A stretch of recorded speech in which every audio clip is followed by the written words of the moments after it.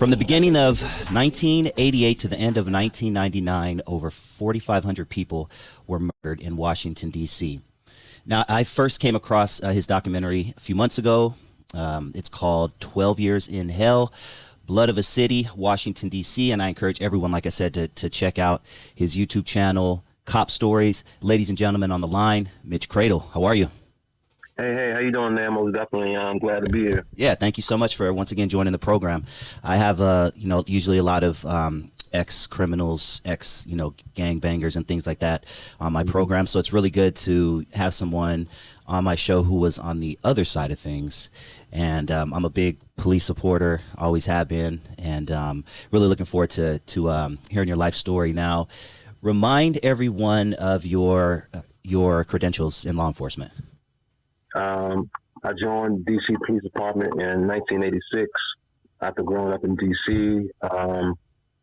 2 years on the job, they made me a detective early on. I've been a detective for 27 years. 23 of those 27, I investigated homicides. The other part, I investigated sexual assaults and a little bit of burglaries. So basically my entire career on Metropolitan Police Department here in DC, basically just been doing investigations, and I finally retired in 2015 to get started into a life of film. I've really always been interested in film, so most definitely getting involved in that has been a blessing. Nice. There's a lot of horrible content on YouTube. I'll just keep it real. But you, my friend, you are definitely taking your time with it. It's visually just great, and I encourage you to keep on going. I'm really digging your channel. Let's take it all the way. Yeah, for sure. Let's take it all the way back before you even got to 2015 when you retired from the force. But give us a snapshot of what 1986 Washington, D.C. was like. Oh, wow. 86 was a lot going on. Of course, the drug game was already, popping here.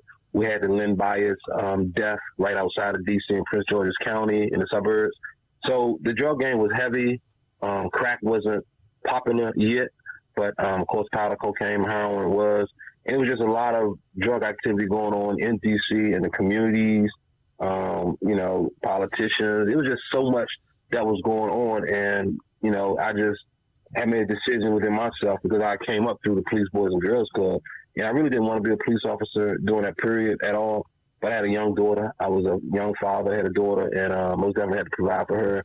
So I took a chance at joining the police department, and, even though I was about to quit, I'm glad I hung in there. But it was just a trying period, and it was really hard, as, a lot of people would tell you,